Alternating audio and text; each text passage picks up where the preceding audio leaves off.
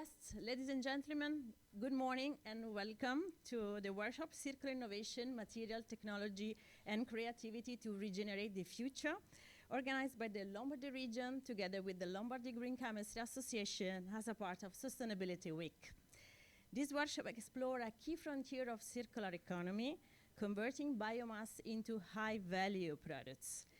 Both Lombardy and Japan are investing in this transformation to reduce fossil fuel dependence, cut CO2 emissions, and build new industrial value chains.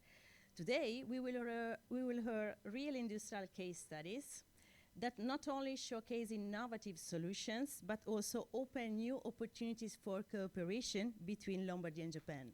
My name is Ilaria. I'm a project manager at the Lombardy Green Chemistry Association, and I'm pleased to guide you through today's program.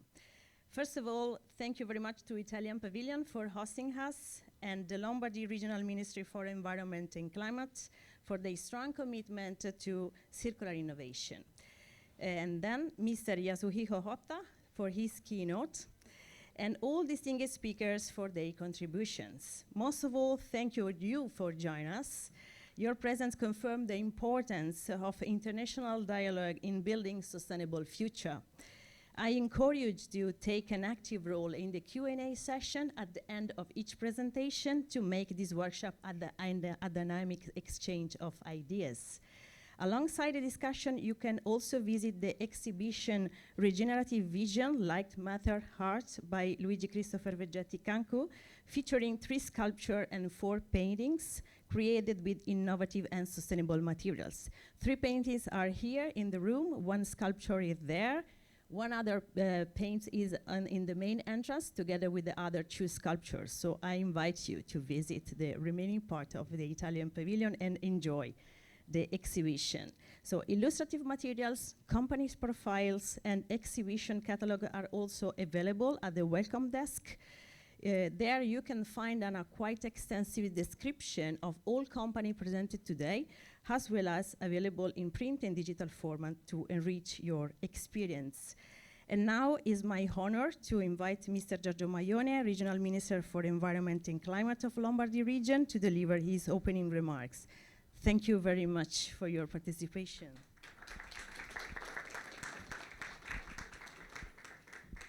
Dear guests, on behalf of the Lombardy region, I am happy to welcome you to this workshop on circular innovation.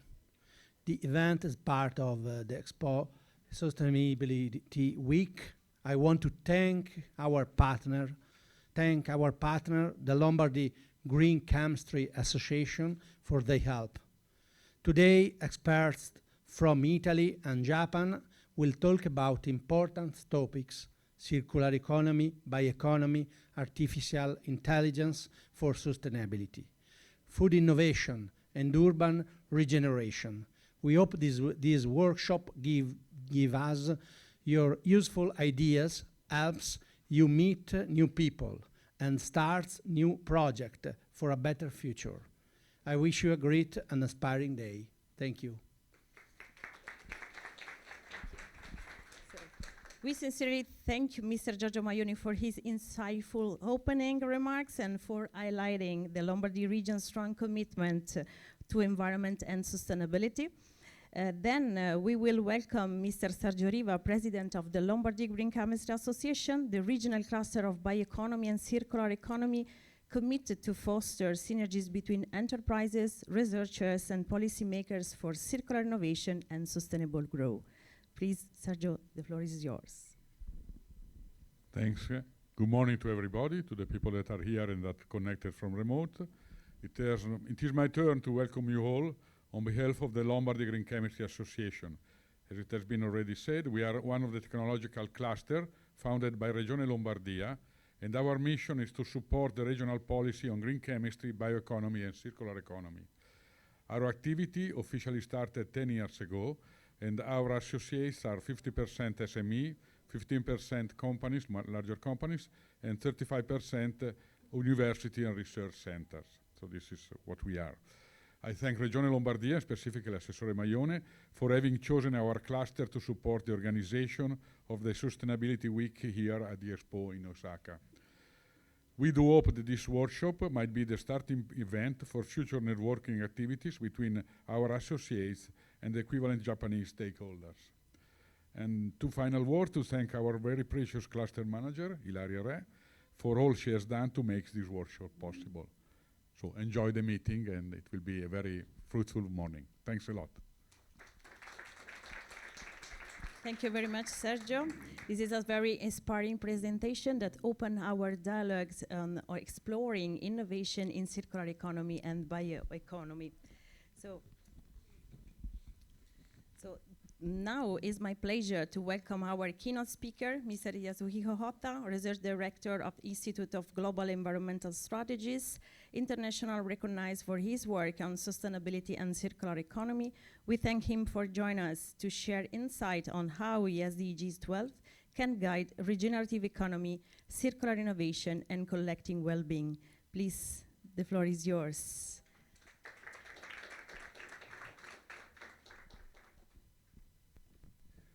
Thank you very much for this invitation, and I'm very honored to be here thanks to the invitation by Lombardia region.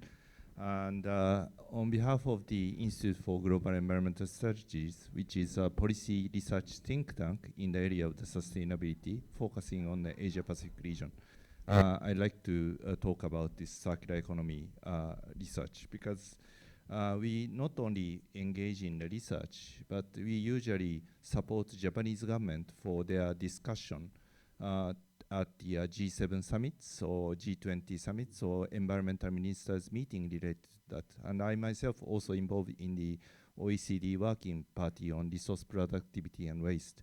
And we usually have a very good collaboration or discussion with the Italian government and the Italian expert. So what now we observed in the area of the circular economy, actually I'm involved in the waste management and recycling for a long time. But I think the around 2015, the situation drastically changed. The reason why I'm saying this is there was a very clear and ambitious target setting happened globally. For example, like 1.5 degree agreement or zero emissions kind of the agreement related to marine plastic at the G20.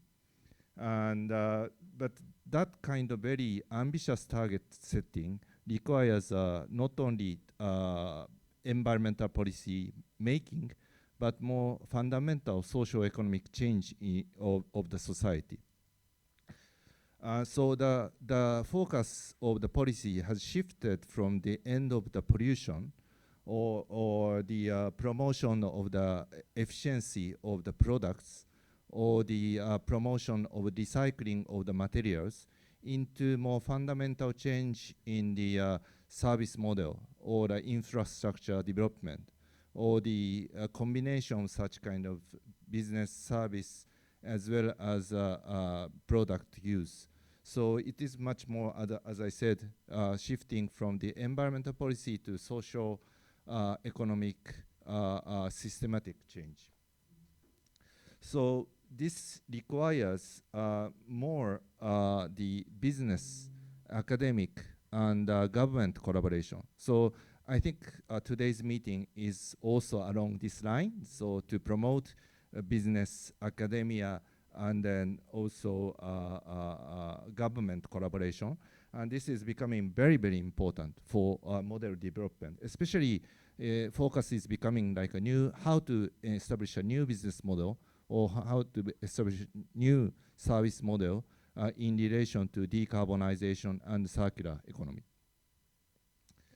But SDG 12 is agreed around 2015, and which has a little bit that aspect, but still, I would say, little bit weak. It has an aspect of the sustainable waste management or sustainable resource management, and then also sustainable consumption or the promoting of green purchasing, etc. But the emerging topic of this decarbonized and circular economy becoming major is not well reflected to the SDG 12. And I think the big shift, what big shift is happening in terms of the policy area is that the first focus on the circular economy as a kind of entry point to promote sustainable consumption production. The second point is to make the development or the transition to the decarbonized sustainable lifestyle and the infrastructure. So these 2 points becoming important, but these are gradually kind of combined together. So if you see only circular economy, it becomes kind of the life cycle of the products or life cycle of the materials, and then focus could be like manufactured goods or food or plastics. But actually the other part, like a more decarbonized infrastructure building or circular service model, which requires also focus on the infrastructure change, focusing on the leisure and services, and housing change or mobility change. And gradually it is becoming closer and closer. For example, like a promotion of electric vehicle and renewable energy, and then also like solar panels, and then the battery used for these electric vehicles, how to circular. This is not only the material or product circulation issue. This is related to new business model development, new infrastructure development. And also, we have been emphasized under the topic of the circularity or the sustainability, the importance of efficiency. But the many researchers start to identify only promotion efficiency is not good enough. So like efficiency gain at the unit or facility level is tend not to reduce resource use as a total, but to increase in the overall resource exploitation or production or consumption. So we need to focus more on the systematic change for how to make the infrastructure and others more efficient. And or not efficient, but sufficient. And the other point is we tend to say that we need to change the consumer behavior, and we need to promote education.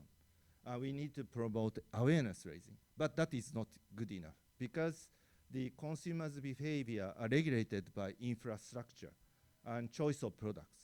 So behavior change needs to be supported by social systematic change. So that's why the government, including Italian government or Japanese government, start to say more focus on the systematic change from the of the decarbonized or net zero or the circular economy. Sorry, very small, but what I want to say is the shift has been happening.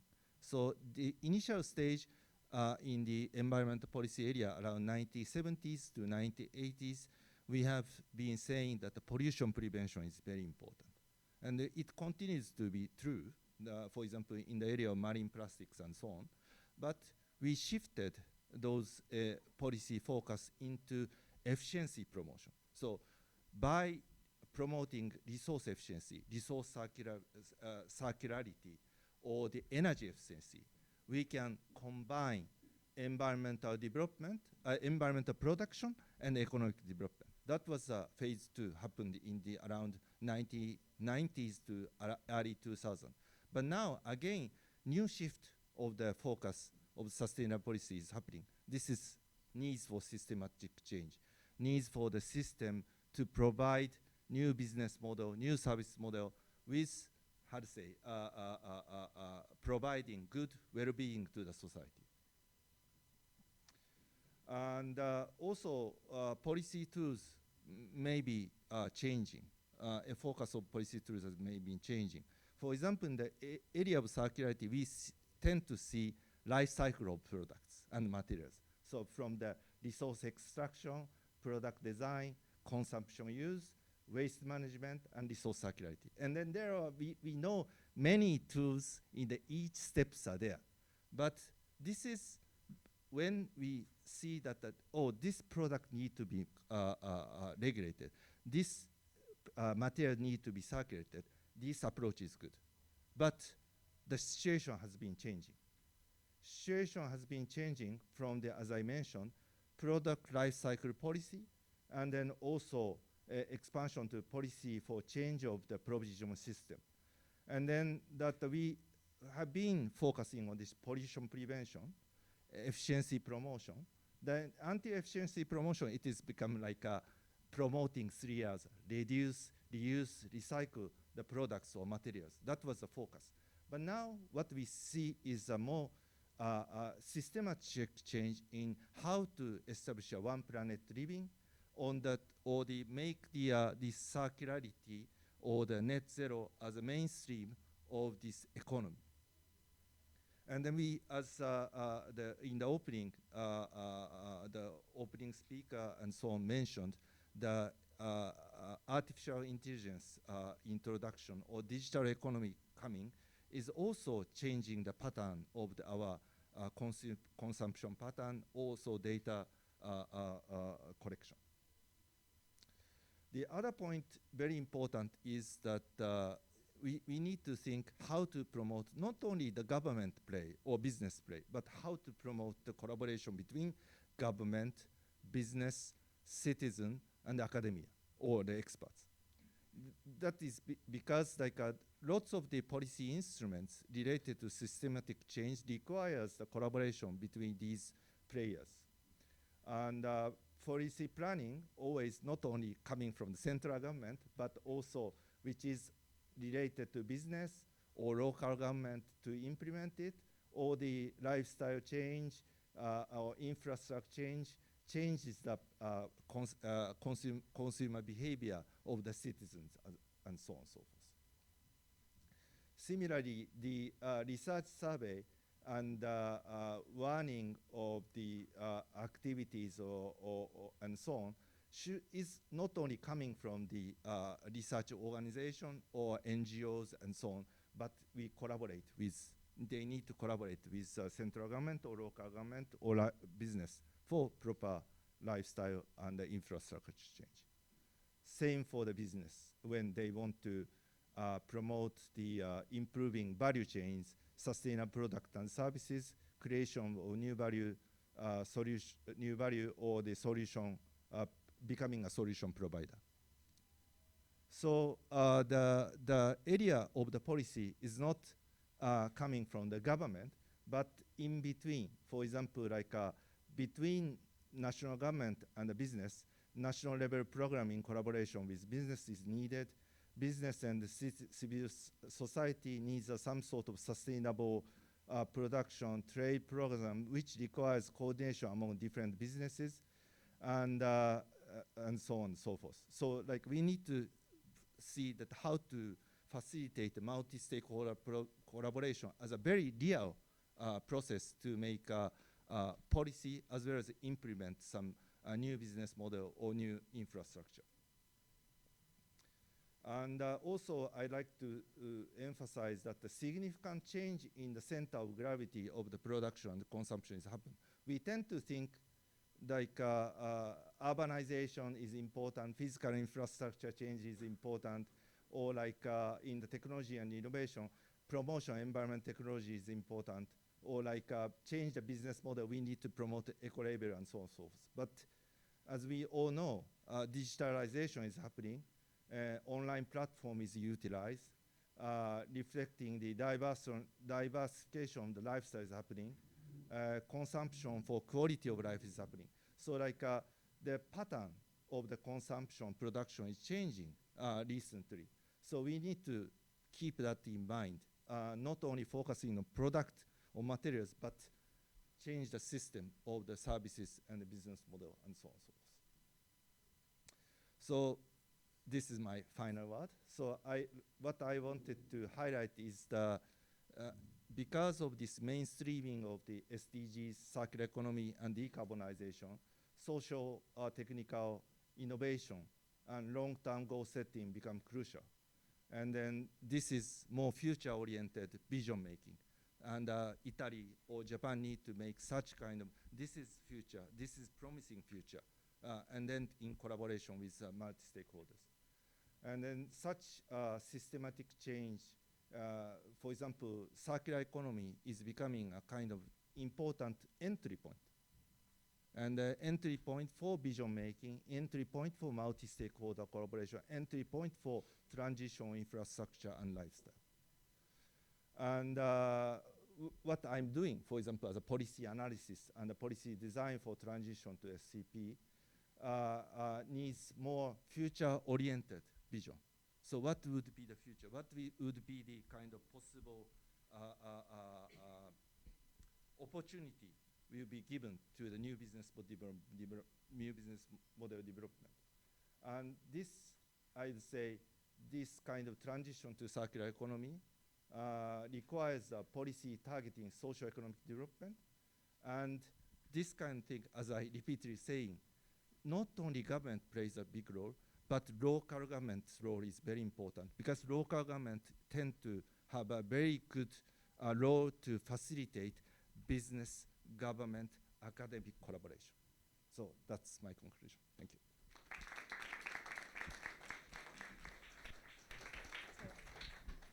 I warmly thank Mr. Hota for his keynote speech. His insight remind us that in the era of SDGs, circular economy and decarbonization, what we need most is socio-technical innovation and the courage to set long-term goals, even in uncertain times. Transitioning to circular low carbon economy requires vision, shared targets, and ability to turn in individual practices into systemic change. Thank you very much. So our first case study, so is the time to start to speak about Lombardy companies. So we'll feature pioneering companies in the bio-based innovation. So the Blue Planet, Vigea, Smash Materials, and Montecolino. They will present cutting-edge solutions that transform waste into sustainable materials for constructions, fashions, interior design, and packaging, including hair purifying material paints, vegan textiles, compostable mycelium packaging, and circular flooring system. The Blue Planet developed Heartlight, a mineral paint that uses natural photocatalysis to cut up to 90% of air pollutants while improving indoor well-being. More than a sustainable technology, Heartlight has also been utilized in cultural projects, such as the exhibition Regenerative Vision Like Mother Heart by Luigi Christopher Vegetti Cancu at the Italian Pavilion, where heart and innovation converge to inspire regeneration. So it's now my pleasure to introduce Mr. Luca Mattiocco, Project Manager at Italbiotec, who will provide technical support for some of the workshop sessions today. Please, Luca, the floor is yours.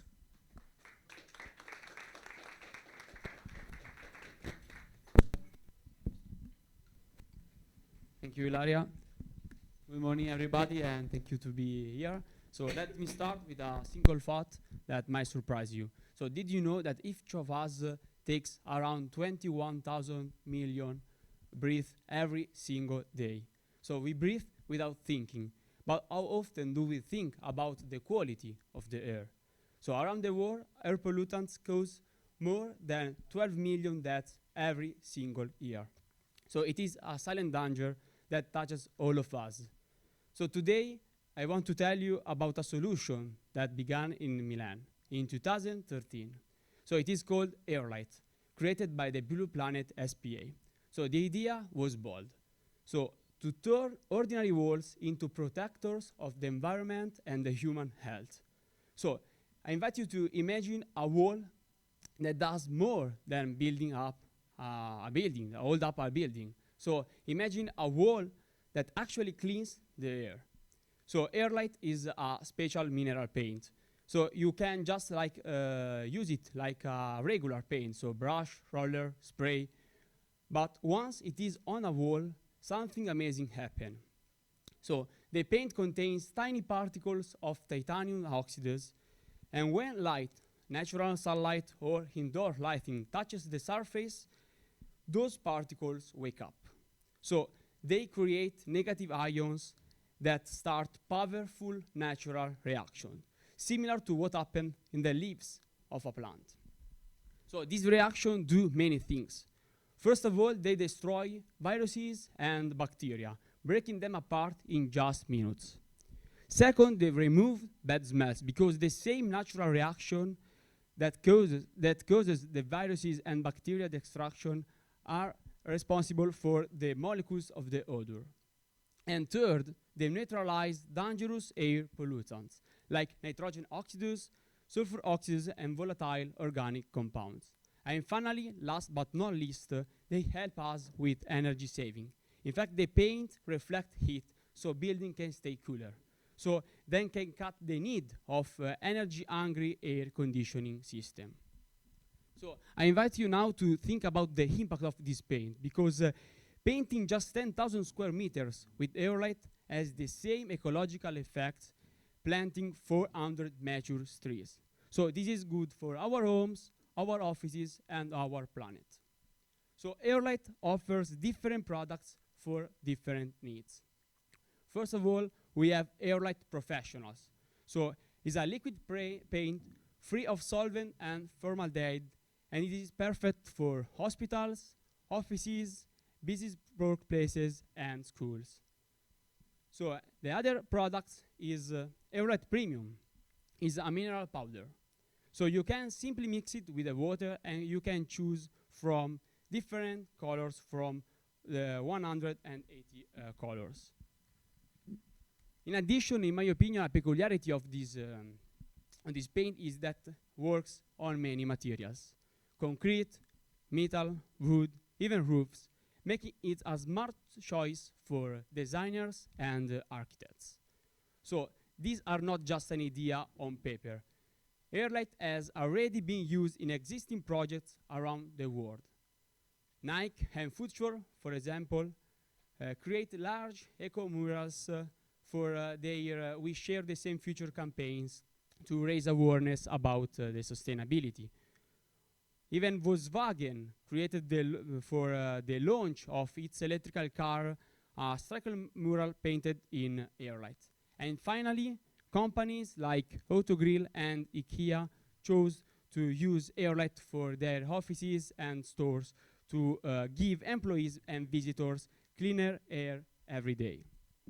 So all of these projects show that airlight is more than a product. It's a bridge between art, design, and sustainability. So by combining science, design, and verified sustainability, Airlight offers a practical way to improve air quality, cut energy save, and lower carbon emission. So it is more than a product. It is an opportunity to build spaces that protect people and our environment. Thank you.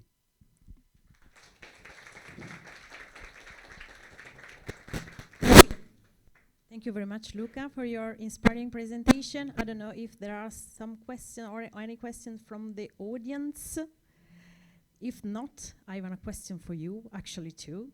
So ArtLight can purify air by reducing pollutants up to 90%. In your view, what makes this technology most valuable for everyday life? Yeah.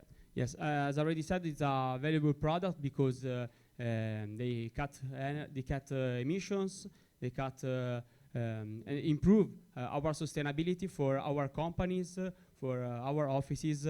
But in my opinion, what it makes a really good product is because it's very easy to use. Because we are just talking about paint on a wall, so it is a sustainable options that it's very easy. And I think that every single solution, sustainability solution, should be as Airlight because it's effective, first of all, but also easy to use. So thank you very much. Thank you. And now, if no more questions come from our audience, so before moving to the next speaker, let me remind you that this is just one of the several events organized during the Sustainability Week here at the Italian Pavilion by the Lombardy region. We warmly invite you to join us through the week for more workshops and discussions, and take a copy of exhibition official catalog available at the welcome desk to explore all projects and initiatives presented, as well as at the end of this event is expected a movie and a sharing movie from Polytechnic of Milan, as well as in the upcoming days you can join many other workshops. So our next speaker is joining us remotely. So we welcome Miss Chiara Vismara, Project Manager at VGEA. VGEA transforms wine byproducts into VGEA leather, a sustainable alternative to animal and synthetic leathers, already used in fashion, furniture, automotive, as a high-value solution from agri-food residues. Please, Chiara, the floor is yours.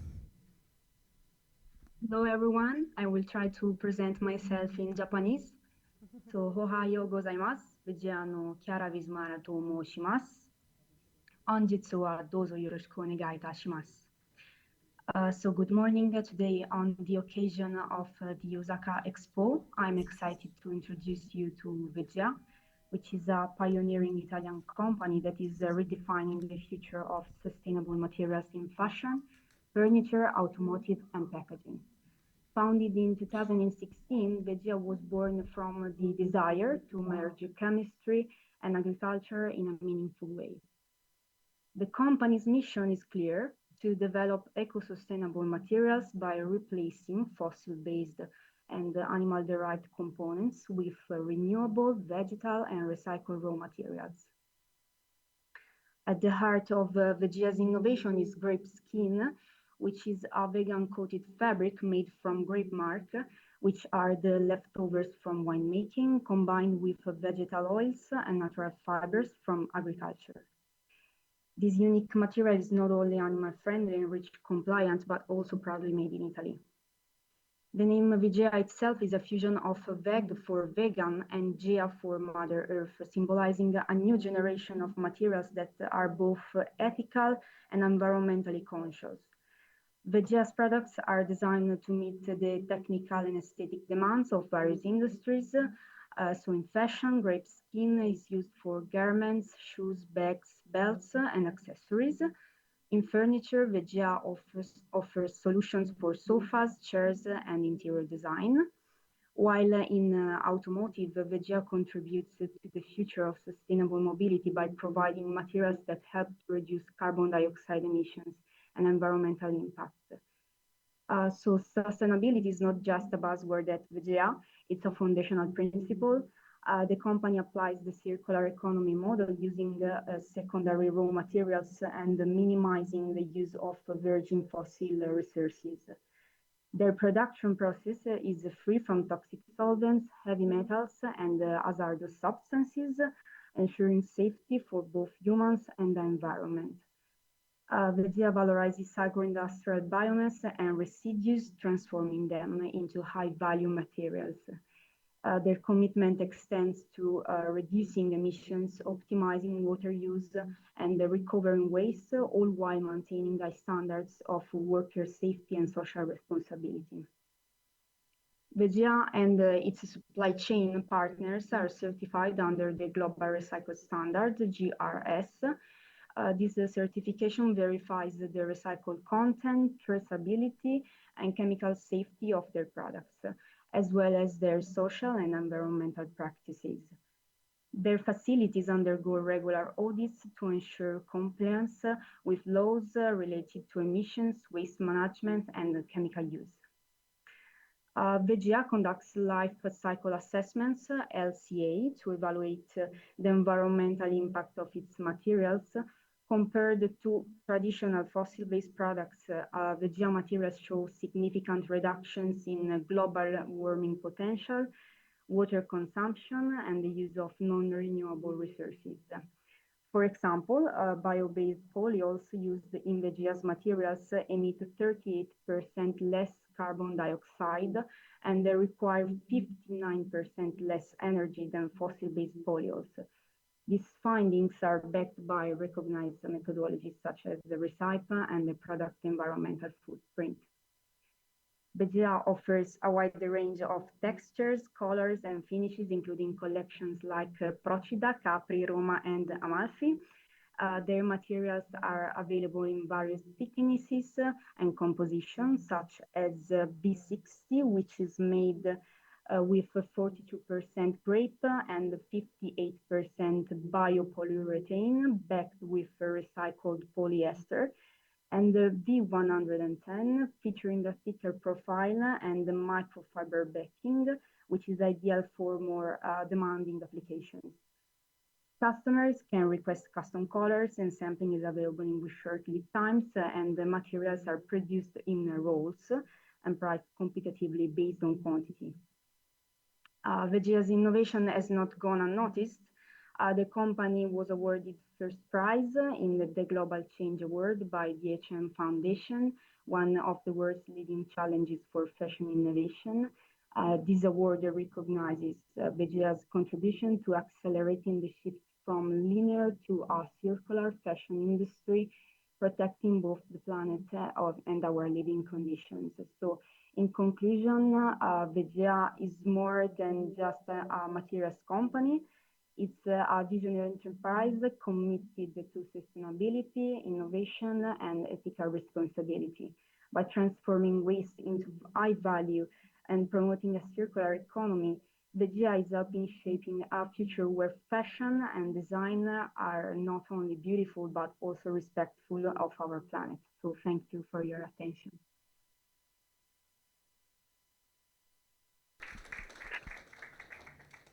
Thank you very much, Chiara, for your very inspiring presentation. And VGA is actually a perfect example of zero waste business model. So VGA Leather has already gained attention in fashion, furniture, and automotive.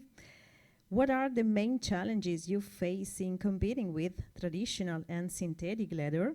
And how do you plan to expand production capacity in the upcoming years? Yes, thank you for your question. Indeed, VGA has made significant strides introducing sustainable alternatives to traditional and synthetic leathers across multiple industries. However, competing with conventional materials presents several challenges. One of the main hurdles is market perception and education itself. Traditional leather has a long-standing reputation for quality and durability, while synthetic leathers are more often cost-effective.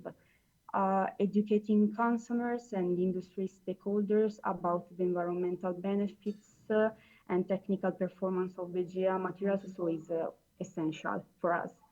Our products are not only animal-free and REACH compliant, as I said, but they also significantly reduce environmental impact by using renewable and recycled raw materials such as grape mark, vegetable oils, and agricultural fibers. Another challenge is the scaling up, scaling the production while maintaining sustainability standards. Our materials are produced through innovative processes that avoid the toxic solvents and the heavy metals, which requires careful control and investment in specialized equipment and skilled labor. In order to address this, we are actively working on expanding our production capacity. This includes optimizing our industrial processes, investing in new facilities, and strengthening partnerships across the supply chain. We are also exploring automation and digitalization to improve efficiency and consistency while maintaining our commitment, of course, to sustainability and quality.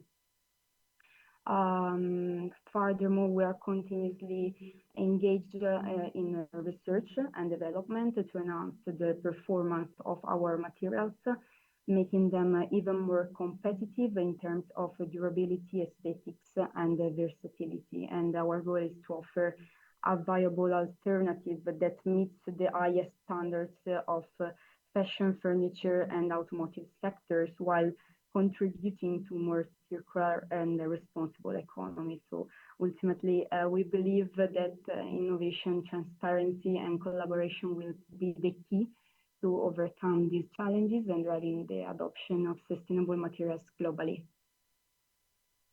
Thank you very much, Chiara. You talk about the collaboration that is the key of our workshop. So I guess that there are many opportunities to discuss today.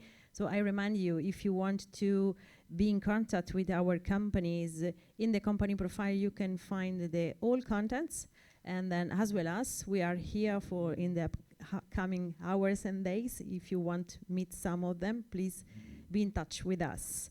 So we can now move to the next speaker. Smash Materials is a startup developing compostable materials from mycelium and agro-food byproducts, offering circular alternative to fossil plastics for packaging and design, uniting performance with environmental responsibility. So it's now my pleasure to introduce Mr. Luca Ficarelli, company founder, who will present Smash Materials' vision and innovation. Please, Luca, the floor is yours.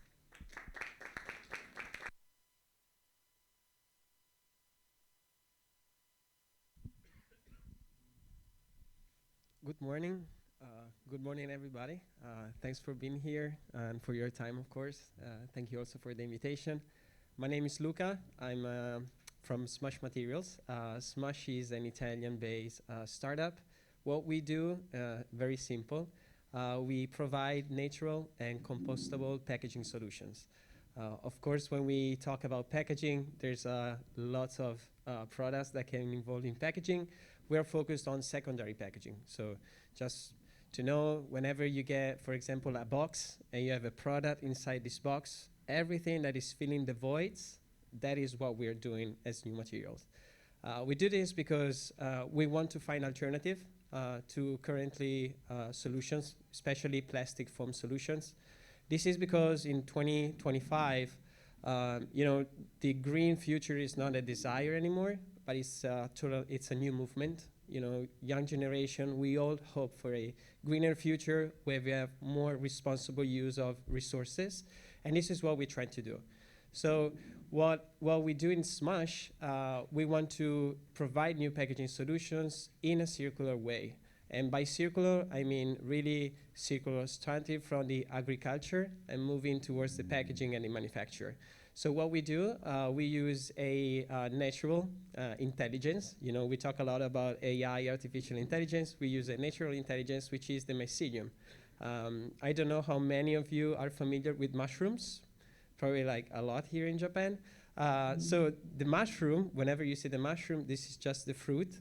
But when you see it, you need to imagine a wide network of branches growing underground. This is called mycelium. Mycelium is incredibly intelligent and smart, and we collaborate with mycelium because it's also a natural glue. So what we do, we in a local and circular way, we take organic byproducts, for example, rice byproducts coming from the rice production, which they have no value in the market. They're not even used for biogas production. So really, it is also a problem for rice producers because they do not know how to dispose these lots of volumes of waste. So we take it and using mycelium grows around the byproduct and sticks all the stuff together. So we obtain a solid material, which is no use of chemicals, and it's very performant. In terms of mechanical performances, it performs better by 7 times compared to styrofoam or plastic foams. And it also disappears at the end of life. So this was our idea. Of course, I'm not saying that all plastic materials are bad. I'm actually saying that plastic materials is what also help to commercialize many, many products and, provide products all over the world. But now it's time to focus on, what can stay and what doesn't need to stay for more than 500 years and can disappear. So the material that you also see in the video is also exposed on the table, so you can touch it, you can feel it. But what we do is really give to industries a new way of protect their product, but also communicate a green future. The material has great performances, it is strong, it is fireproof, waterproof. And imagine, for example, a television getting to your place. Probably you have corners in foams. If you have our material, what you can do in your house is just break the pieces, trash in the unit, and it's gonna disappear in a composter in 90 days. Also, you can also break it and put it in your plants or garden because it's also a fertilizer. So it's a total new way of protecting the product, but also protecting the environment at the same time. There's many solutions that are occurring now, compostable and natural solutions. For example, paper pulp, which is great, but it's used for light object, what we are focusing is really the protection of heavy or fragile products. So when I think about heavy, I say from 12, 15 kilograms above. When I say fragile, it's more about, for example, flasks used in the pharmaceutical market. So they need protection, but also they need to store the temperature and keep the temperature during transportation. The heaviest product that we've tested so far, it's a elevator. So about like 600 kilograms product, which is pretty heavy. Great success. Lots of, I would say we're collaborating. There's a lot of demand, but now we're working with companies starting from Italy, but they produce and they commercialize worldwide that are already testing our material. So this is a great also results for us, because it's not just an idea, but also we're trying to really move it on the market. Although the challenges are great and big. So what we're doing now, we're focusing on scaling up the technology. It's a new way of, using nature and collaborating with nature. So probably it's not about new state-of-the-art machinery, but it's about, connecting different machines that have never been connected before. So it's a new way of connecting. And also, in a circular way approach is really great, and it's really great how we see that the market is changing, because we really are connecting agriculture producers with packaging providers or machinery producers, which is crazy to think, because it's not the ideal market at of course. But I think also, I really agree with Mr. Hoda. As you say, it's about creating and putting together different links in the supply chain, because you need a lot of business development, you need a lot of partners, and you need specifically policy and regulations that help you to translate from what is traditional, what was the past, to what can be the future. So the journey is long ahead, but also being here, it's a test, to not be focused just on our local territory, but what we can also be moving around the country, around the world, especially found here in Japan, great fermentation technologies. So why not? So if you wanna talk later, of course I'll be here. And thank you so much for your time, and appreciate it.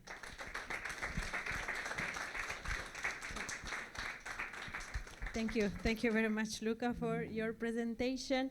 You mentioned a lot of very interesting things that happens in Japan, so rice, circular economy, and bringing together all actors along the supply chains, from the primary producers to the very end users. This is a challenge everywhere, actually. It's a great challenge. So I have a question for you, more than target audience, if you want. So your compostable materials derived from mycelium represent a strong alternative to fossil-based plastics.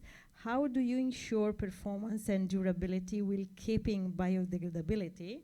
And which sector do you see the most promising for the market uptake? Yeah, so I am a biomedical engineer by the past. Also, the CTO is a biomedical engineer. We've done a lot of testing on different materials. Rice is what we think was mostly available on the territory, and if we have to do the packaging, you need lots of volumes, because we're really considering lots of volumes. So we needed to make sure that we had the great amount of material. But before getting to the rice, we tested lots of different materials, and what I would say the particular performance is that based on the material, the byproducts that we use as a source, we can obtain different densities.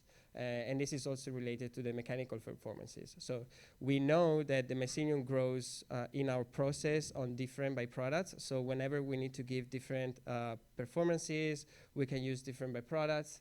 And we never had any chemical additives. It's all about the mycelium. It's about how you collaborate and work with the mycelium, how you make it grow, and based on the performance that you wanna get.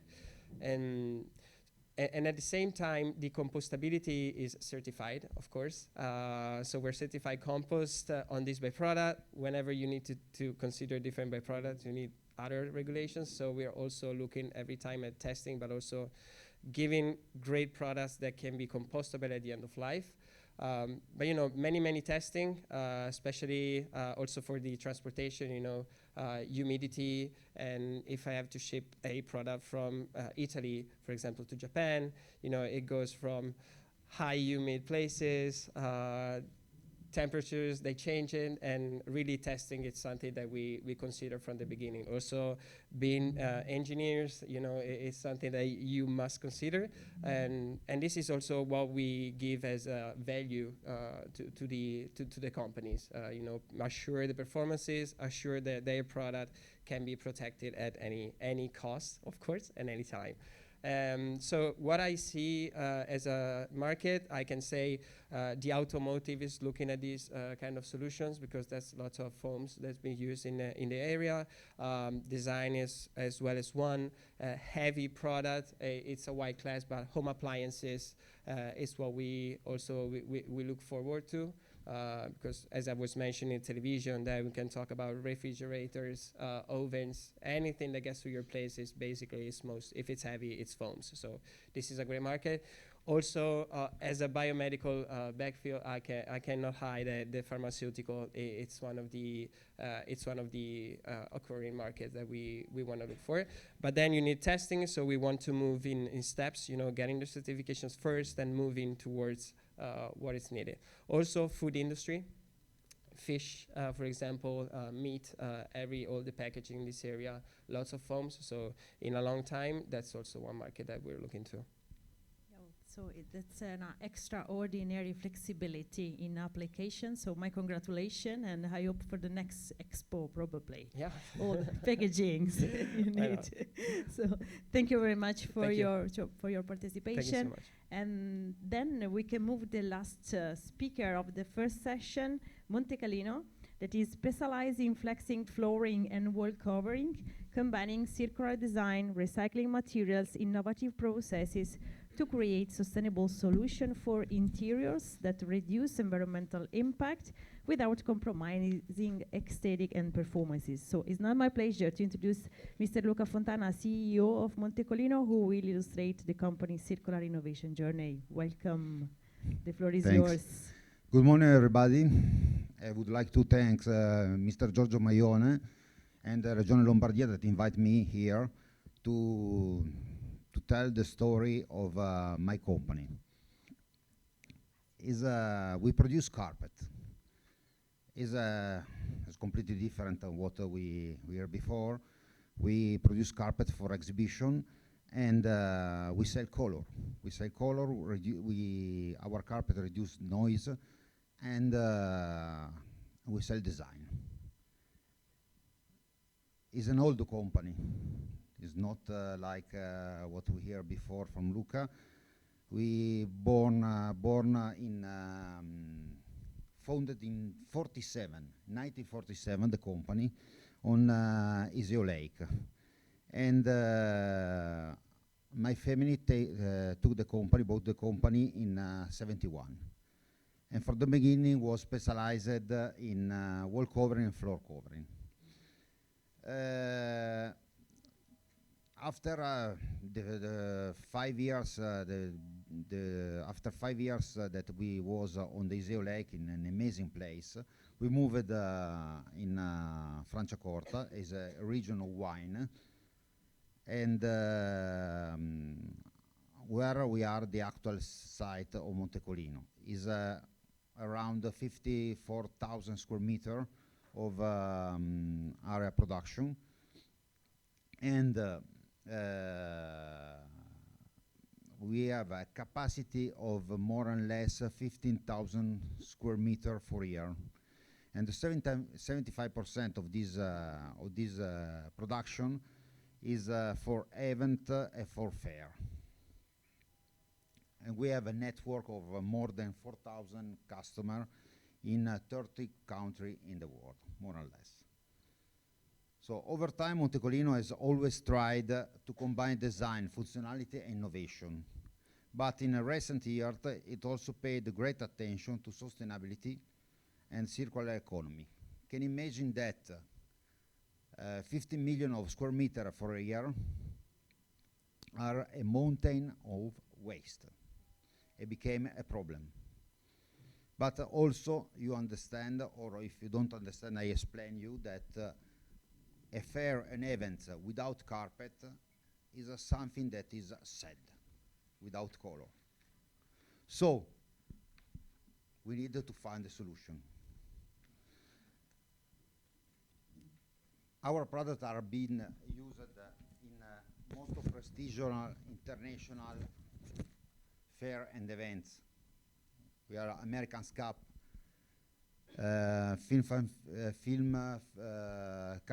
Cannes Film Festival, Fiera Milano, Fiera Barcellona. We are Formula One, Giro d'Italia. We are inside all of the events in the world. And we are inside of the most important fashion show in Italy, in French. So our company has combined tradition and innovation for more than 50 years. And we arrive today that you have a catalog with more than 300 items, from carpet for exhibition, from carpet for exhibition to synthetic grass or wall covering. We have only one clear strategy for growing: produce and sell with a strong attention to quality, design, and sustainability. But now I explain how we arrived to this point. Montecolino placed sustainability at the center of his strategy for what I said before. In the last 10 years, the company has reduced a lot of production, waste, and emission thanks to responsibility, choice, and optimized process. Since 2017,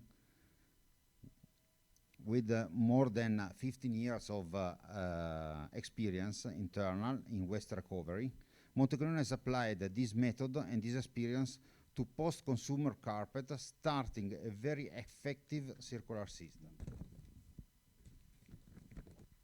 Montecolino recycling system, created for trade fair system, became with the Fiera Milano in 2017.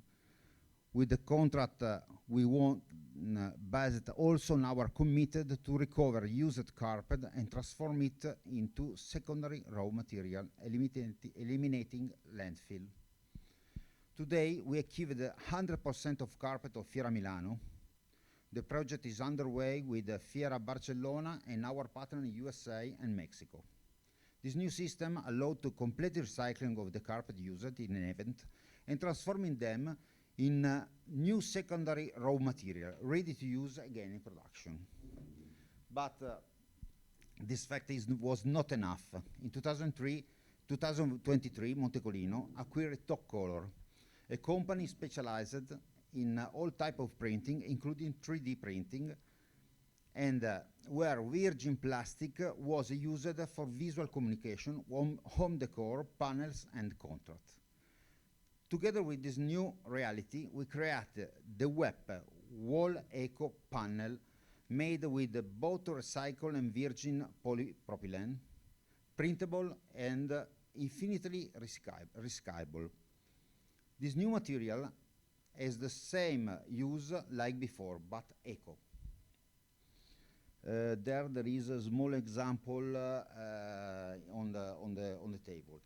Looking at the future, the goal is to make another step, to give more value to recycled material by transforming them into structural and design elements such sculpture, totem, 3D and three-dimensional object. In June 2025, together with Top Color, that's part of the recycling process, aims to enable 3D printing using this secondary raw material. The black Kong is there, is small because we have no place in the luggage. Represent the latest generation of 3D printer purchased thanks to the contribution of Regione Lombardia. All these efforts have been recognized with important certification. In 2018, Montecolino received the ecological certification, and in 2025, it obtained the Cradle-to-Cradle certification for its main exhibition carpet. Today, the Montecolino project is officially certified confirming his role as a reference point for sustainability solution innovation in the trade sector. In conclusion, we believe in an industry that respects the planet. That is the way recycling part of our wisdom. We invest in sustainability solution, recover material, reduce waste, and really promote circular economy. Each of our products is created from perfect balance between aesthetic, functionality, and respect for the environment. For us, innovation means building a clearer, more conscious, and greener future starting today. Montecolino Sustainability, no. Montecolino showed that recycling is not only waste management, but a real process of creating value. It's a clear proof of how tradition, innovation, and responsibility can work together to build the future. Thank you for your attention. And sorry for my English. So thank you very much, Luca, for your presentation. I have a hot topic question for you. So what role does circular design play in rethinking your products, and how do you engage clients and partners in embracing more sustainable solutions for interior and event design? So the first part was easy, because we have never had to rethink our product, to integrate them into the circular economy. For us, it's been natural and linear evolution, because our products were already recyclable from the beginning. The problem was to convince the customer, because in the beginning when we start, we try to do that, but it's a problem of money, because the disposal cost at the time less than not the recyclable. So it was impossible to convince anybody. We start in the right way with Fiera Milano. In 2017, when we won the contract, Fiera Milano asked us to recycle the material, the real recycle of the material, because before the recycle of the material of Fiera Milano was to send a container in Africa with the carpet, the used carpet. So we changed completely. We started to bring the material from the exhibition, clean the material, and regenerated the carpet. After that, with a very big partner like Fiera Milano, we had the possibility to explain also to the other customer. They understood that, and maybe this is one of the things that are more important. The landfill costs much more now. It is impossible, and they don't accept a lot like before. So this is the natural things. Then is a philosophy that is the green philosophy is interesting for everybody. So it became a mix of how we can say is a green attitude and advertising, marketing. But anyway, the important thing is that we do something of good for the planet. Thank you. Thank you very much. Probably anche also trademarks, and also show in a quantitative and qualitative term the real impact of your products can help customer to recognize the value and show your products against other. So I invite you to have a look to the welcome desk, to all materials, and also catalog, brochures, if you want, take a copy. Thank you very much. Thank you. Thank you very much. So it's now the time to move to the next session, totally different. So we will now talking about water and energy management. So the Italbiotec and Symbiosi company will present advanced technologies for wastewater reuse and renewable energy generation. by integrated solution exemplify how biotechnology and industrial symbiosis can foster solutions for clean and resilient future.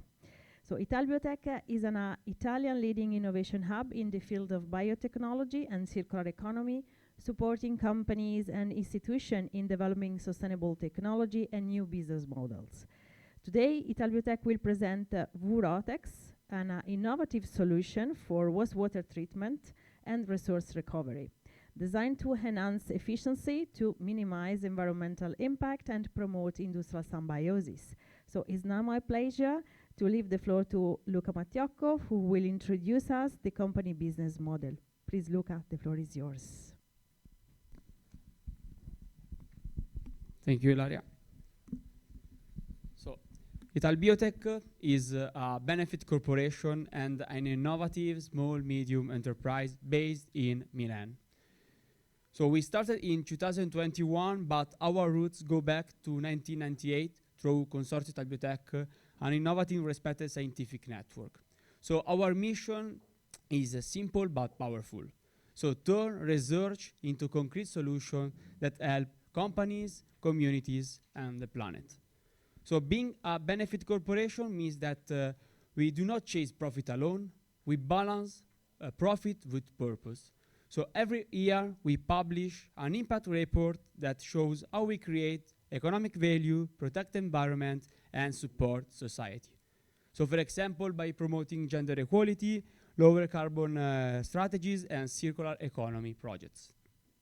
So to make innovation real, Italbiotec offers a complete set of services for companies, startups, universities, and public authorities. So one of Italbiotec's strengths is supporting funded projects. So from the very first idea to full-scale results. So many great concepts never reach the market because funding is complex and the management is very, very hard. So this is where we make the difference, because we offer a service divided in 4 phases. So the first one is the call scouting. So we search the right regional, European, and national opportunities.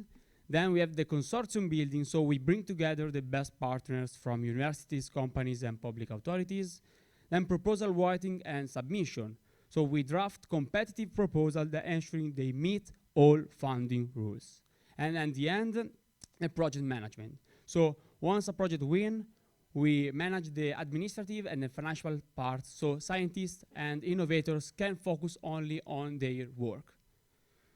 Along with this funding expertise, we offer a full package of innovation support divided in 2 main services. So the scientific services and technology transfer. So I mean market intelligence, IP analysis, and life cycle assessment to reduce environmental and social impact. And the marketing, training, and communication. So we create brand strategies, engage stakeholders, and manage social media. And finally, provide workshops about sustainability, ESG, and project management. But among these initiatives, our technology stands out, Vurotex. So originally developed for urban and industrial wastewater treatment, Vurotex is a patented reactor designed to reduce CO2 alone and nitrogen more efficiently and faster than traditional systems. So its engineered flow path maximizes oxygen transfer by keeping air bubbles in contact with water longer. So the result is up to 50% energy saving using 80% less air, and significantly lower sludge production. So Vurotex is not just an laboratory experiment, it's been tested at full scale 24/7 for months. So trials were conducted on 3 types of water, from urban water, from industrial wastewater, from food sector, and industrial wastewater from textile dairy sector. So with support from Lombardy region, 2 demonstration treatment tanks were built. One with a 6 cubic meters capacity and one with 10 cubic meters capacity. So on average, we can treat 2,000 liters per hour. So the results were outstanding. So we noticed either treatment quality with 50% lower energy consumption. The system is very robust because it can manage intermittent feeding well, and it always restart optimally after stops. And finally, we notice up to 90% nitrogen abatement and sludge reduction. So, in my opinion, a peculiarity of Vurotex is its modular design. So, Vurotex can be integrated in existing tanks with minimal construction. So, what it means? It means that we have lower capital expenditure, no need for additional construction permits, and faster implementation in both urban and industrial facilities.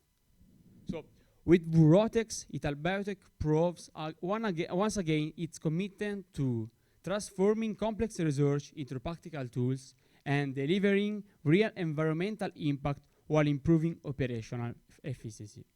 So, we are now ready for industrial installation worldwide, offering proven solutions to meet the pressing challenges of sustainable wastewater management. Thank you. Thank you, Luca. So energy and space saving is the key elements of Vurotex. And which industrial sector do you see the most promising for adoption this solution? And which kind of advantages can they gain in the term of sustainability, especially in this sector in which water management is a huge area of specialization here in Japan? Thank you. Thank you, Ilaria. So yes, as you said, the peculiarity of Vurotex is the modular design. You can install Vurotex in existing tanks. So my answer is that you can use Vurotex in any industrial sector currently applying biological plant for wastewater treatment. So an industrial sector, I mean, example for food and textile sector. So we tested for wastewater treatment from industrial water from food and textile sector. So yes, the peculiarity is the modular design. And also we provide a solution for municipal wastewater treatment. So in in the area where insular area, for example, where we cannot centralize the water treatment, so you can use Vurotex for also for urban wastewater treatments for the municipal water treatment. Yeah. Okay.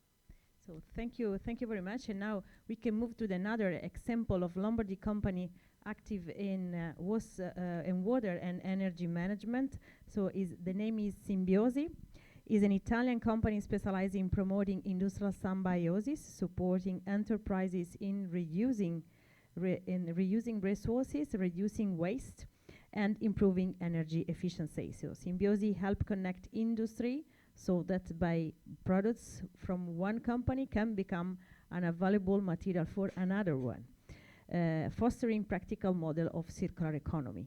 So I'm pleased to leave the floor to you to explain in more detail how does it work. So now let's talk about Symbiosi. That is a company that is changing the way we think about resources, waste, and our relationship with nature. So Symbiosi is the first resource service company in the country, and the name may sound technical, but the idea is simple. So help industries and local governments use their resources like water, soil, and energy in a smart and circular way. So the company's mission is clear. So reduce consumption, cut waste, and give every resource a new life. So at the heart of Symbiosi's work is the concept of smart land. So I invite you to imagine a town, an industrial site, or even a rural area not as separate pieces. So factories here, houses there, but as one living system. So smart land connects everything. So energy plants, water treatment, green spaces, and digital controls. So For example, Symbiosis might design a network where renewable energy heats and cools building and constructed wetlands clean wastewater naturally. So, I mean, when industries join this system, their waste can become a resource for someone else. So it is a cycle, both and that benefits both nature and the economy. But in my view, in my opinion, one of the most exciting things about Symbiosis approach is how they use nature itself to solve problems. So they call these nature-based solutions. So instead of building wastewater treatment expensive machines to clean water, they installed and created a wetlands to purify and clean water naturally. So then the clean water can be reused for farming or industrial processes. So another example is instead of using energy-hungry air conditioning system, they plant trees and create green spaces that naturally cool the air. So then these green these green spaces also provide house for birds and for different ecosystem and for animals. So these natural solutions don't just help the environment. They also save money and create beautiful spaces where people want to live and to work. But Symbiosis is not limited to nature alone. So Symbiosis also develops and applies AI-based technologies to optimize resource management and industrial processes. So their EAR family is a collection of smart machines that learn and adapt. For example, their AI chiller is a cutting-edge industrial chiller that eliminates the use of glycol or ammonia, reducing operational risk and energy demand. Another example is their AI coach. So, I mean, an intelligent cogeneration system delivering both heat and power. But in my opinion, a very powerful technology is Adam and Eva. So is a smart software that combines artificial intelligence and digital brain and digital twins. So with these technologies, you can monitor everything in real time, predicts problems before they happen, and automatically adjust systems to work more efficiently. So now I want to share with you two examples of Symbiosis approach and Symbiosis work. So at Fedegari Group, an industrial manufacturing company, Symbiosis transformed the entire site. So they installed floating solar system and panels on water surfaces. Then introduced AI-powered optimization systems and create biodiversity areas. So the result are lower carbon emissions, increased wildlife, better climate resilience, and cost savings. So now Fedegari become a model for sustainable manufacturing. And at the end, another example is Granarolo. So at Granarolo, Symbiosis implemented their AI family solutions and resource management system. So the company now use energy much more efficiently and has better operation continuity. So the company now has improved their responsibility business and their reputation. So these are not just an environmental projects. So they are business successes that prove sustainability and profitability can go hand in hand. So companies like Symbiosis are proving that we don't have to choose between sustainability and economic success. We can have both. So thank you. Thank you, Luca. I have just a short question for you. What ways does the company share its expertise with clients and partners?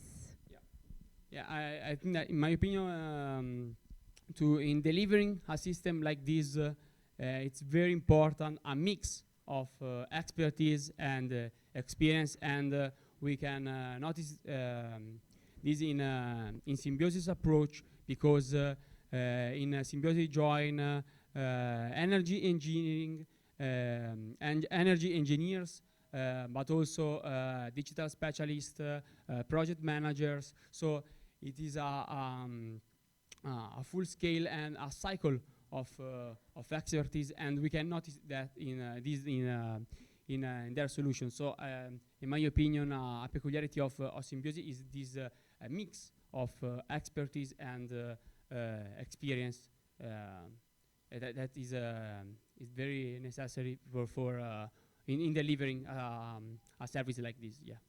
Thank you very much. And now is the time to our final session that is focused on circular innovation in cosmetics and nutraceuticals industries. We have two companies, BIC and Roelmi, who will showcase their expertise in developing sustainable products through bio-based ingredients and low-impact processes. They will illustrate how functional active derived from renewable biomasses combined with dependent technological solution can achieve both high performance and environmental sustainability. BIC is an Italian leader in the bio-based innovation for cosmetics and nutraceuticals, developing active ingredients from renewable biomass through low-impact processes to deliver sustainable high-performance solutions. Our next speakers is join us remotely. So it's now my pleasure to introduce Miss Silvia Rapaccioli, founder of BIC, who will share her vision and expertise. Please, Silvia, the floor is yours. Thank you very much, Ilaria. It's really a pleasure to be here. So I'm actually honored to be here to introduce our Italian biotechnology company, where we enjoy turning the intelligence of nature into the precision of science. We enjoy developing high-performance bioprocess and ingredients, especially for beauty and nutraceuticals.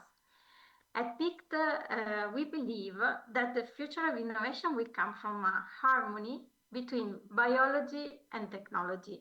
And that's why we do our best to design a future where sustainability, performance, and its application to beauty and wellness can coexist naturally. So a brief story of our company. Our company was founded in 2009, and we started operating as a contract research organization in Lombardy, one of the Italy's most advanced regions for biotechnology. And from the very beginning, our mission has been very clear to transform the biological complexity into industrial innovation based on sustainable bioprocess that can improve with the ingredients that come from them the human and environmental health. Today, we operate in a 3,600 square meter facility near Milan, where there are both research laboratories and production. And those lines work side by side in a way that every idea and product can grow, scale, and reach the market. So everything we do in our everyday life in the lab in production is guided by three simple principles.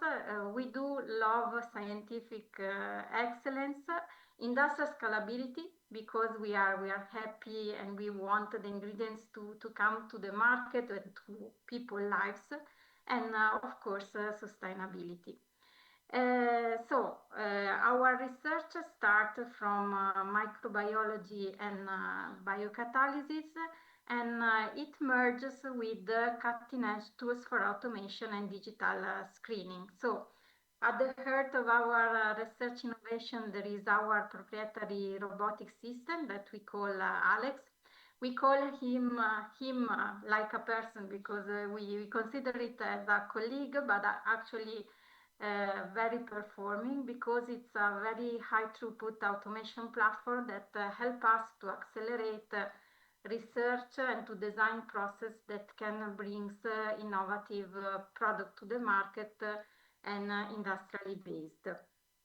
So among all the fields we work, of course, the wellness of skin in cosmetics has gained a special focus for us because we believe that biotechnology can be applied efficiently to this field and can create a new generation of ingredients that can be at the same time natural, safe, and scientifically proven. So today I'm happy to introduce our two flagship innovation, which actually perfectly represent big vision. So first of all, Lactive, as you see in the video. So Lactive is our first ingredient developed, is a patented and award-winning bioactivated form of the protein lactoferrin. Actually, we usually say that we gain inspiration from nature. So sometimes we only need to be searcher rather than researcher, because in nature we find already all the solution that can help the well-being. So the Lactive research was inspired by the natural enzymatic process that newborns used to generate protective peptides from milk. And we transfer this very natural and smart bioprocess into a bioreactor and using a recycled dairy byproduct that is whey. So through this unique bioactivation, we have unlocked the lactoferrin power, increasing the bioactivity up to 20 times compared to the standard molecules. And Lactive showed a very high range of scientifically proven bioactivities useful for topical application, such as anti-inflammatory, regenerative, antimicrobial, and antibiofilm, with a strong effect also at low dosages. So to say it in simple words, Lactive is our first example of a premium cosmetic multifunctional ingredient that can be used for advanced dermatological formulation. We started from the intelligence of nature and put all our passion and creativity to amplify its bioactivity through biotechnology.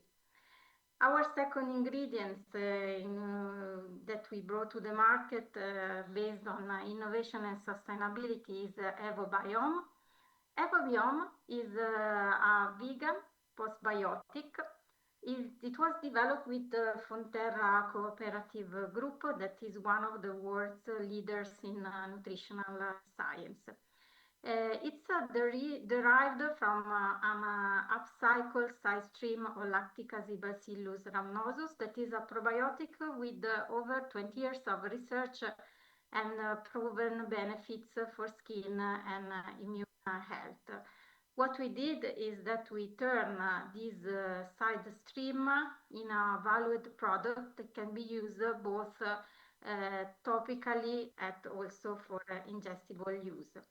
EvoBiome is able to combine at the same time sustainability and efficacy, and it showed wound healing, anti-inflammatory, and aging regulating activity.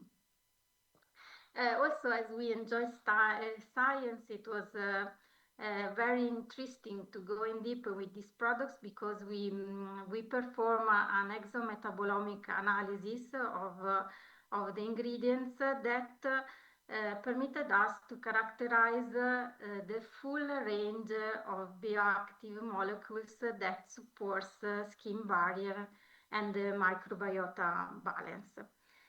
So Lactive and EvoBiome express the core of BICT philosophy, because we joined the science-driven approach, and at the same time, so we put together the sustainability and circular approach to develop ingredients that works and brings benefit both to people wellness and to the planet. So that actually, to sum up, our research, as you can see, doesn't end in the lab, but it scales up, it becomes real, and it really want to contribute to a new bio-based economy that can be both profitable and respectful for the planet. And that actually brings us here in Japan today, because for us, Japan is not just a possible market, but we think that it's a partner, because it's a country where the culture of precision, harmony, and respect for nature mirrors and match perfectly our own philosophy. So, as you know, Japan is a global leader in green chemistry, fermentation, and biotechnology, and therefore we see an extraordinary opportunity for collaboration. So our goal here in Osaka is to connect with the strategic partners in the cosmetic and bioindustry sector to co-develop business for sustainable technology and expand the international reach of our flagship ingredient. So happy to be here to meet virtually, and then of course also in person visionary partners, and to explore those new partnerships to shape together the future of biotech. And thank you very much for your attention.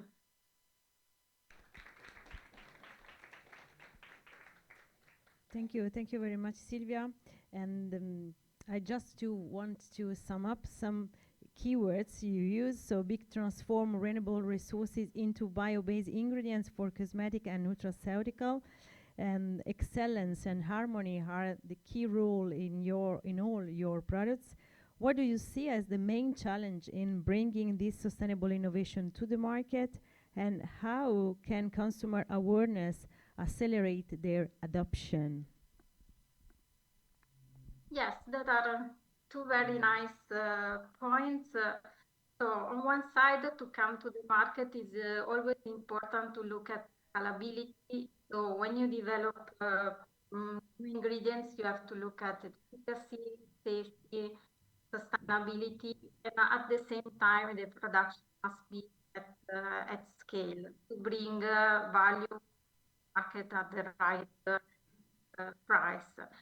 To do this, of course, it is possible to involve all the stakeholders that can be for this process. So researchers, but also formulators, brands, and also regulators. It's always very important to bring products to the market. Of course, consumers' awareness is part of consideration of the stakeholders of the process. I think that it's important for customers to communicate with them and communicate that biotechnology can make the products safe, natural, and the planet.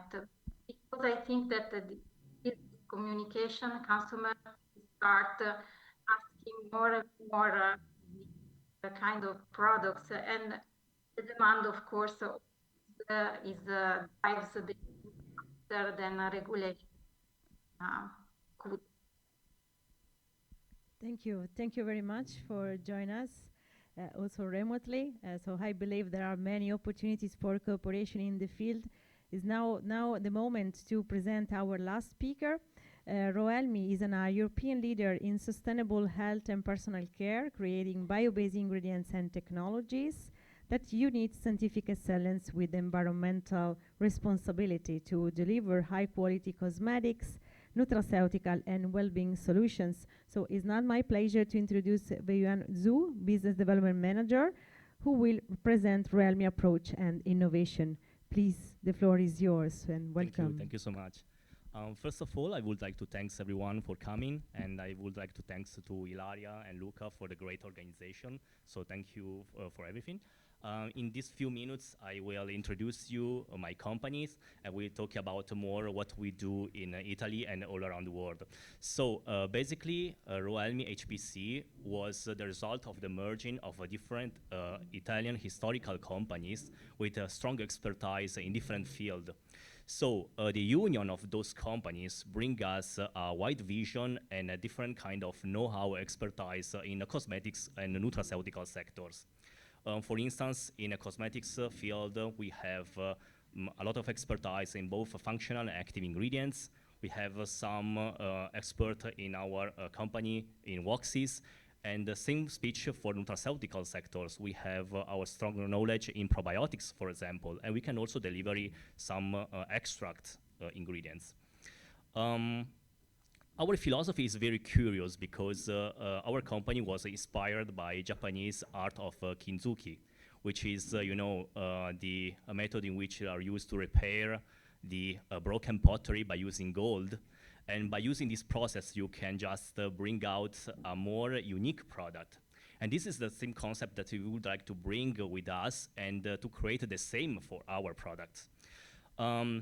We would like to start usually with the byproducts waste and transform this byproduct waste into a new product with a high quality and innovative solutions that we could be a really sustainable solution.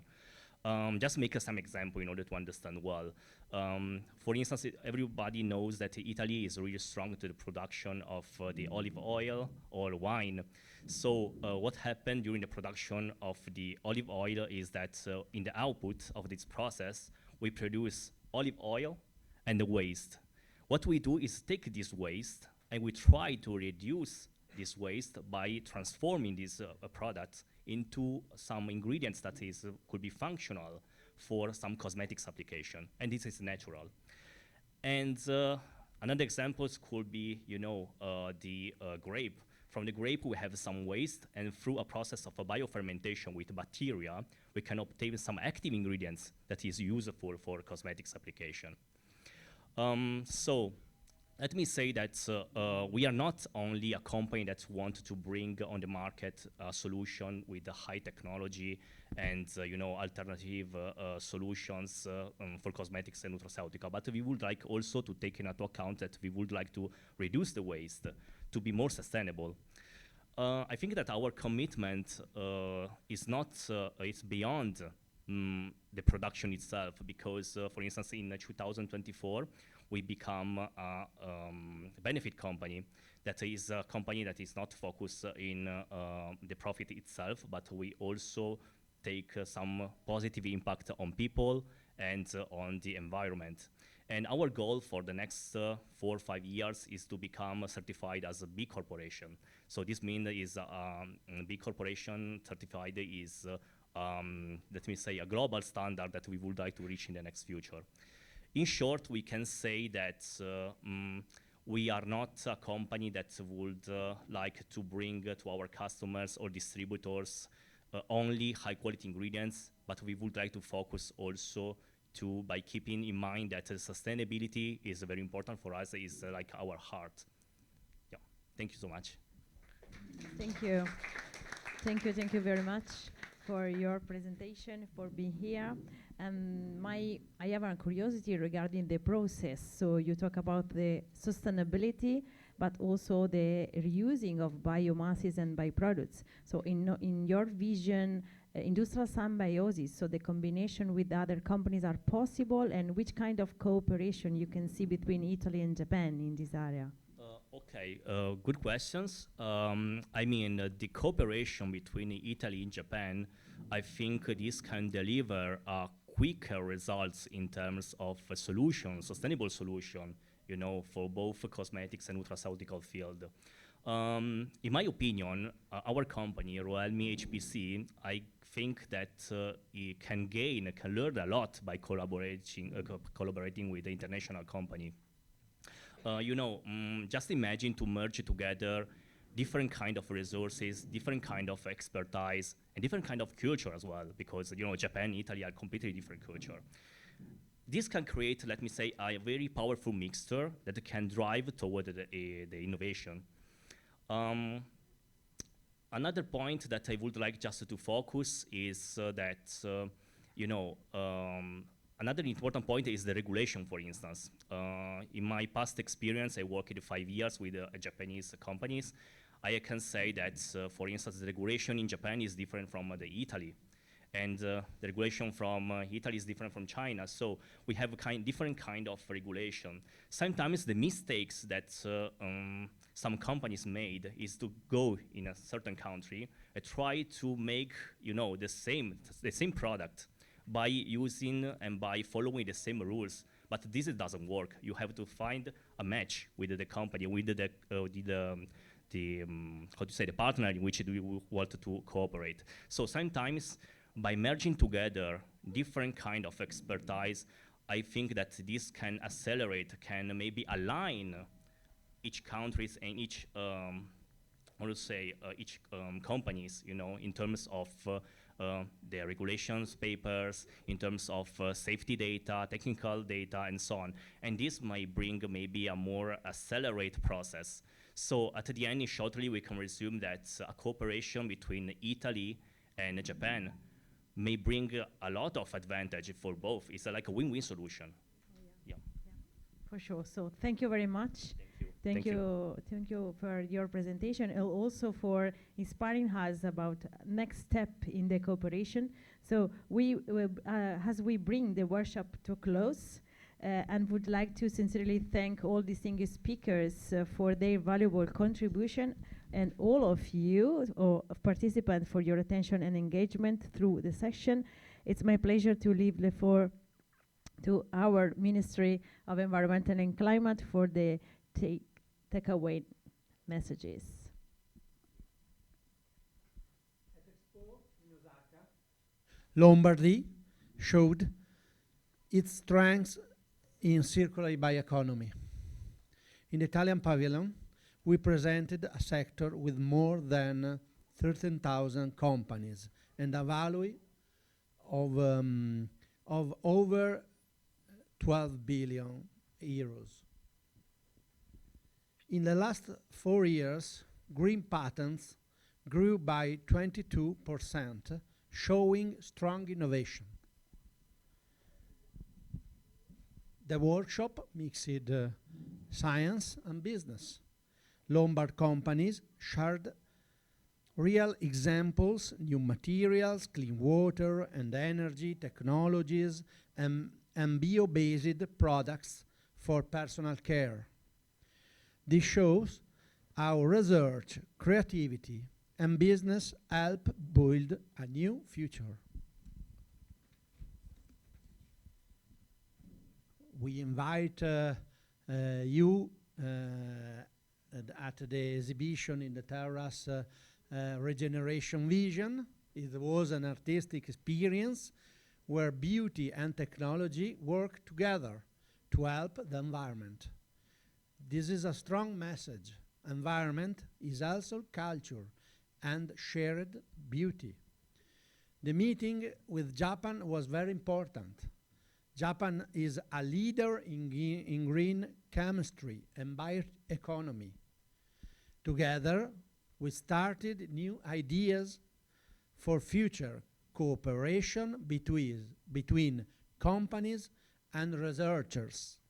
A special thanks a special thank you to our keynote speaker, who gave us great ideas and helped us think about the future. In conclusion, this workshop showed that sustainability is not only about nature. It also helps the economy, society, and culture. thanks to the team of Regione Lombardia, to our cluster, the companies and the speakers. Lombardy confirmed its role as a European leader in circular innovation. Thank you.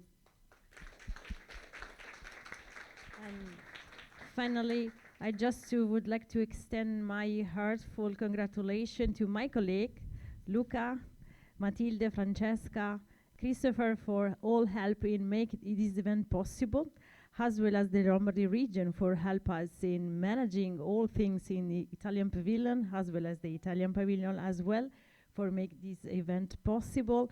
And then I invite you to follow up and then to follow us during the afternoon and the upcoming days, also by using our social networks, and also to follow our events. In the welcome desk you can find many materials. So thanks again for participating. It was a very big pleasure. And then see you in the next hours and days. Thank you again.